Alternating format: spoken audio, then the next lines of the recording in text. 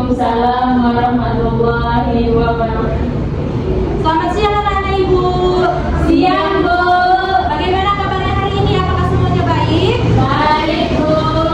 Nah, sebelum memulai pelajaran hari ini, alangkah baiknya kita berdoa terlebih dahulu ya. Untuk kelas bisa dipimpin doanya.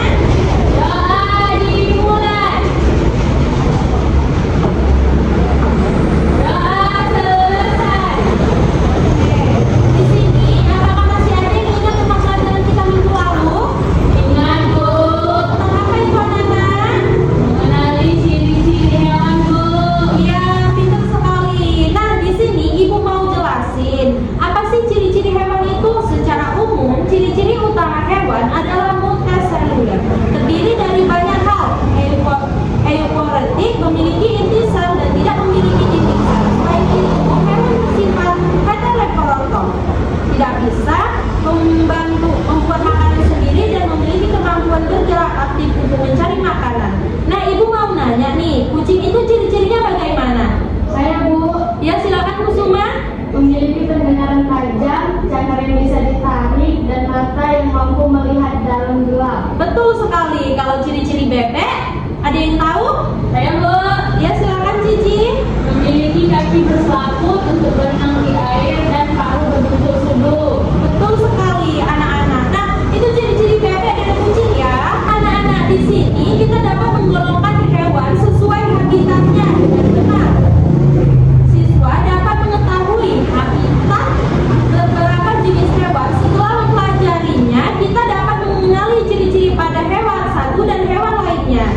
Nah, menggolongkan hewan sesuai habitatnya. Habitat adalah lingkungan atau tempat tinggal alami suatu makhluk hidup seperti hewan, tumbuhan, dan mikroorganisme. Untuk tumbuh berkembang baik dan bertahan hidup secara garis besar, kita bisa membagi hewan ke dalam 5 kelompok.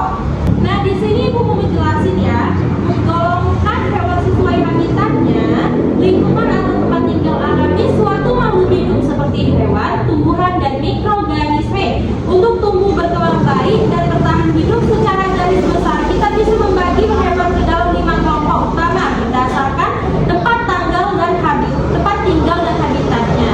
1. Hewan darat, 2. hewan air, 3. hewan udara, dan 4. hewan arboreal, dan 5. hewan luar alam. Anak-anak, di sini Ibu akan jelasin hewan darat ya. Hewan darat adalah hewan terestrial, kelompok hewan yang sebagian besar atau seluruh siklus hidupnya dihabiskan di darat. Hewan air hidup di air disebut sebagai hewan akuatik. Mereka menghabiskan sebagian atau seluruh selain perairan air tawar seperti sungai dan danau, maupun perairan asin, laut, dan samudra. Oke? Nah, di sini kita juga akan bahas hewan udara ya. Hewan udara adalah kelompok hewan yang sebagian besar aktivitas hidupnya dihabiskan di udara, baik terbang mencari makan, berimigrasi, maupun menghindari predator. Hewan arboreal yang keempat, hewan ini adalah kelompok hewan yang menghabiskan sebagian besar atau seluruh hidupnya di atas pepohonan.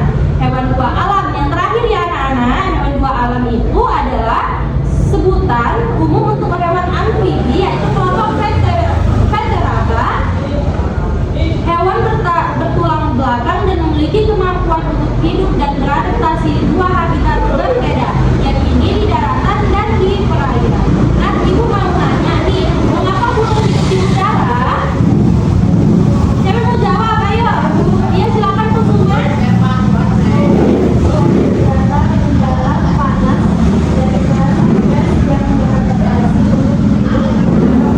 Ya, pintar sekali anak Ibu. Ibu kurang kuat kalau Kusuma nggak dengar itu percuma. Ulang-ulang. Nah, Ibu mau nanya nih, mengapa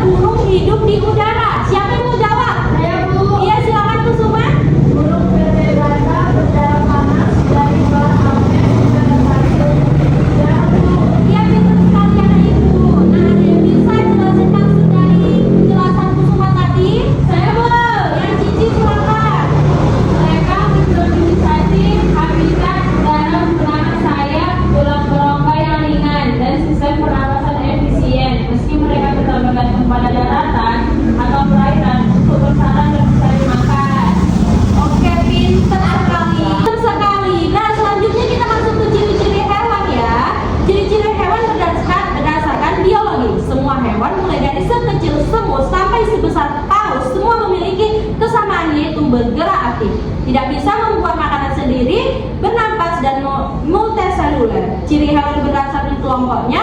Agar lebih mudah dipahami ciri hewan berdasarkan kelompoknya, kita bisa kategorikan 4 bagian utama, yaitu berdasarkan jenis makanannya, tempat tinggalnya, berdasarkan penutup tubuhnya, berdasarkan cara bertutur lainnya. Nah, ibu di sini ada lembaran LKPD yang harus kalian isi dengan benar ya anak-anak. Di sini ibu bagiin kertas LKPD-nya terlebih dahulu ya. Ya, Bu. Nah, silakan dikerjain dengan benar. Jika tidak ada yang tahu bisa bertanya dengan ibu ya anak-anak. Baik, Bu. Oke, ibu kasih waktunya untuk mengisi jawaban LKPD-nya itu 10 menit ya anak-anak. Dari mulai sekarang bisa dikerjakan. Baik, Bu. Untuk Cici ada yang bisa ibu bantu? Maaf, Bu. Saya kurang tahu tentang ciri-ciri hewan gajah, Bu. Oh begitu, sini ibu jelasin ya. Gajah adalah mamalia darat terbesar di dunia. Hewan ini mudah dikenali dari postur tubuhnya yang masif, kulit abu-abu yang tebal dan berkerut, belalai yang panjang serta gadi pada spesies tertentu. Nah sekarang kamu dimengerti kan? Sudah, Bu. Baik, apakah semuanya sudah selesai? Sudah, Bu. Nah untuk Kusuma silakan maju ke depan untuk jelasin tugasnya ya. Baik Bu, nah di sini ciri-ciri semut itu serangga sosial dari famili Formicidae yang hidup dalam koloni besar dan teratur. Secara umum, semut sangat mudah dikenali melalui struktur tubuh, alat komunikasi, dan pembagian tugas dalam koloninya. Baik, jawaban Kusuma benar ya anak-anak. Untuk Kusuma silakan kembali ke tempat duduk. Untuk Cici silakan maju ke depan ya.